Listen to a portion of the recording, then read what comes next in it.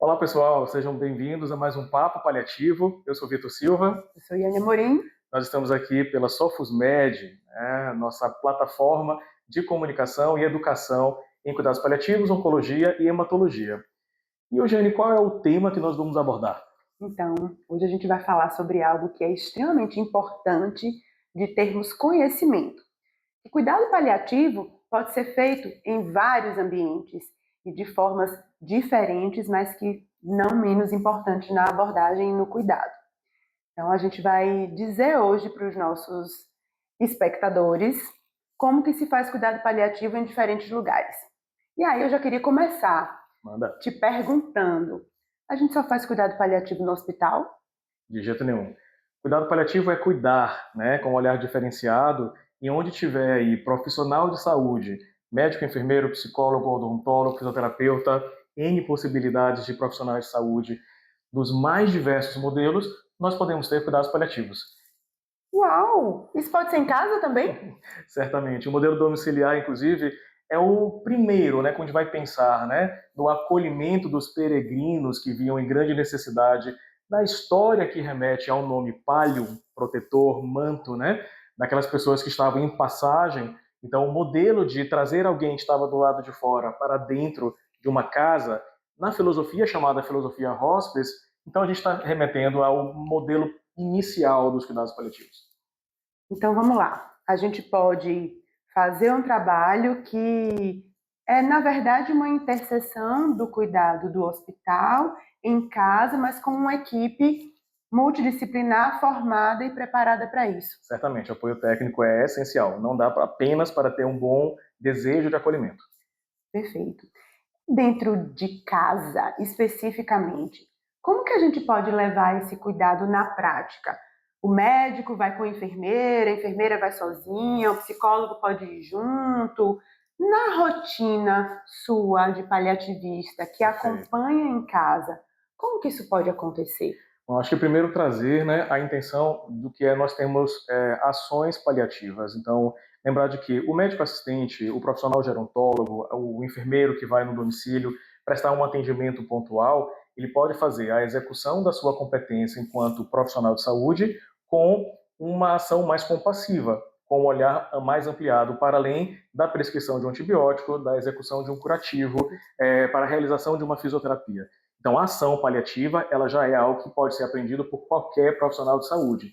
Quando a gente encontra pacientes que são elegíveis a cuidados paliativos, que têm doenças ameaçadoras da vida, que têm sintomas mal controlados, que têm grande nível de sofrimento multidimensional, a gente está falando, então, da necessidade de um olhar mais completo e integrado, e muitas vezes de uma equipe de cuidados paliativos. Bom, eu quando vou fazer uma visita domiciliar, enquanto paliativista, eu posso fazer ações médicas, mas a minha cabeça começa a pensar de que forma eu preciso integrar ações de outros profissionais. Porque cuidado paliativo, vocês já sabem, aprendem aqui, de que não se faz sozinho. Então, eu acho que a ação domiciliar é um ambiente onde a gente pode ficar mais tempo, então isso requer uma disponibilidade para um conhecimento sobre o que é muito sagrado do paciente, do familiar. A gente pede permissão para entrar na casa dos outros, sobre isso. E lá, muitos elementos que não são trazidos para o consultório ou para o hospital coexistem, fazendo com que algumas questões referentes à sua espiritualidade, à sua cultura básica, aflorem e nos induzam, então, a entender de que o valor daquele paciente muitas vezes não está num remédio, numa cirurgia ou, enfim, algum outro procedimento, e sim, em condições mais simples possíveis. Então, respondendo a você, Anny, eu acho que sim, a gente consegue fazer ações paliativas individuais, mas quando a gente percebe um sofrimento maior, é necessário convocar a equipe. Perfeito. E aí eu enxergo, Vitor, me corrija se eu estiver errada, que muitas vezes é esse profissional, seja ele médico ou membro da equipe multi, que também consegue identificar quando o sofrimento ultrapassa a condição de cuidar no domicílio. Porque a gente tem muitas vezes uma ideia, talvez utópica, que ficar em casa nos últimos dias é o melhor lugar. Sim, pode ser o melhor lugar, mas a gente precisa entender o limite de lidar com esse sofrimento dentro de casa. E aí, esse profissional que consegue adentrar ao sagrado, a esse domicílio, também tem a oportunidade de identificar que ali, muitas vezes, não se está dando conta de acolher esse sofrimento ou de controlar determinados sintomas, né? Lembrando que a gente às vezes precisa de opioides, infusão contínua, medicações sedativas, né? Ou a presença de um profissional para controlar essas medicações para esse controle efetivo de sintoma. E aí é o momento de identificar que, ó, não dá conta ficar em casa e a tomada de decisão, né? É o momento de ir para o hospital ou para o modelo hospice. Ok. A gente está falando do modelo de intervenção maior, ou seja, que os pacientes que estão em domicílio fazendo crise de necessidade, e isso pode ser por qualquer causa, cardiovascular, fazendo congestão, pacientes pneumopatas fazendo perda de oxigenação, fazendo hipoxemia e precisando aí de um suporte maior, infecções agudas, sangramentos são as mais diversas, convulsão, e muitas vezes, de fato, o ambiente domiciliar não dá conta. Existe uma possibilidade, né, do ambiente domiciliar ser convertido em uma internação domiciliar.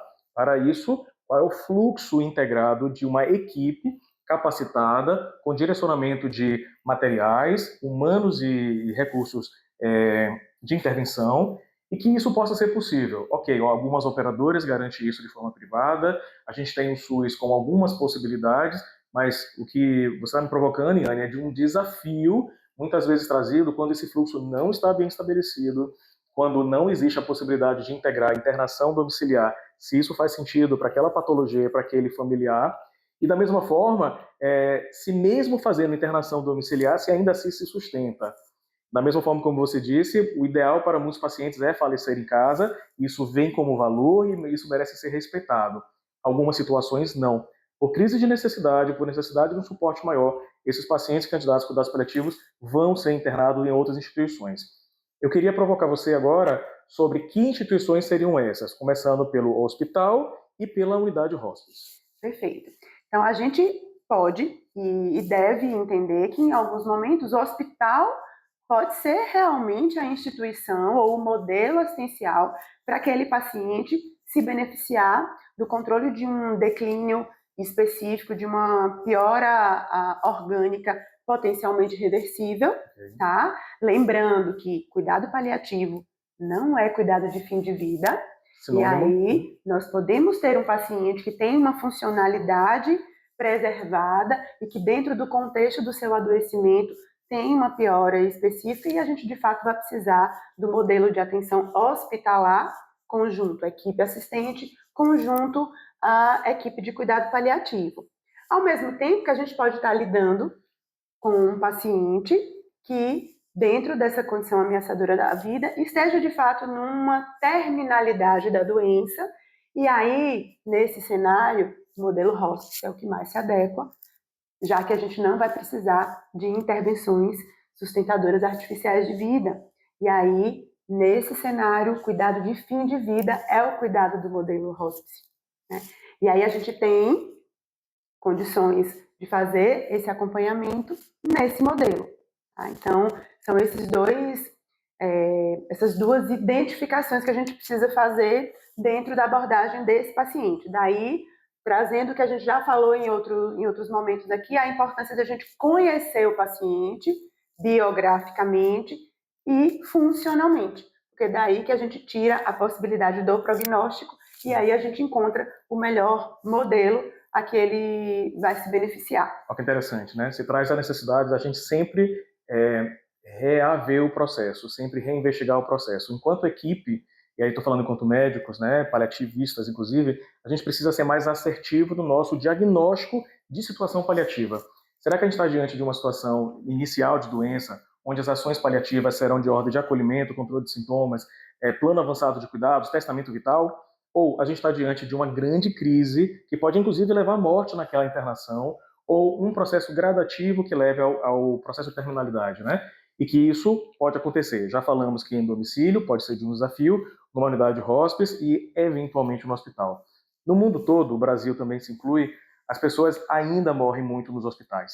Um grande estudo feito por uma parceria, na verdade, de saúde com economia, né, um estudo de economia em saúde, trouxe a discussão entre 4 países, Japão, Estados Unidos, Itália e Brasil, sobre a percepção de projeção de fim de vida, onde que a gente gostaria que o nosso fim de vida acontecesse? A grande maioria respondeu que gostaria que fosse em casa. Sim. A gente sabe desse conceito, né?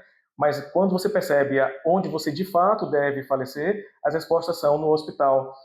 Ao mesmo tempo que eles trazem que não gostariam de ser um peso para seus familiares, mas que eles compreendem de que muita toxicidade orçamentária financeira vai acontecer. Então a gente precisa falar sobre os modelos de assistência paliativa. Isso vai depender muito de saber em que situação na jornada de saúde esse paciente está, compreensão dos familiares e, eu vou dizer, compreensão de equipe, o quanto que as equipes assistentes estão engajadas com isso. E eu me remeto a um outro modelo, que é o modelo mais precoce, chamado ambulatório. Exato, era isso que eu ia falar. Como né? é a nossa experiência de consultório? Então, assim, a gente tem uma experiência, eu e você, Assim. vou me permitir dizer que é invejável, né? Porque a gente consegue fazer esse modelo de consultório junto com os nossos colegas oncologistas, dividindo tomadas de decisão e entrando na linha do cuidado desse paciente bem precoce. E aí o ambulatório, o consultório, de fato, é o lugar que a gente promove esse tipo de conversa e de discussão. É lá no consultório que a gente consegue adentrar no conceito de diretiva antecipada de vontade. Lá que a gente consegue mostrar para o paciente, para a família, como que vai ser esse processo de adoecimento muitas vezes e permiti-los colocar nessa situação, nesse ambiente e facilitar essas tomadas de decisão, essa construção desse plano avançado de cuidado, que muitas vezes, quanto mais precoce a gente se permite estar, né, e se coloca no cuidado, mais fácil para a gente conduzir essas crises que você coloca de forma tão evidente. Eu sou muito fã desse modelo e é uma oportunidade da equipe não médica, inclusive, estar incluída, né? Então, quando a gente pensa aí da possibilidade de fazermos conjuntamente uma consulta ambulatorial com o enfermeiro, com a psicóloga, com a odontóloga, com a fisioterapeuta, enfim, grandes oportunidades aí de cuidado, isso se amplia. Não é só compartimentalizado, eu faço minha consulta, vai para uma outra consulta, vai para um outro colega, não é disso, né? É de fazer de maneira integrada. Entra aí um perfil chamado navegação de cuidado, né?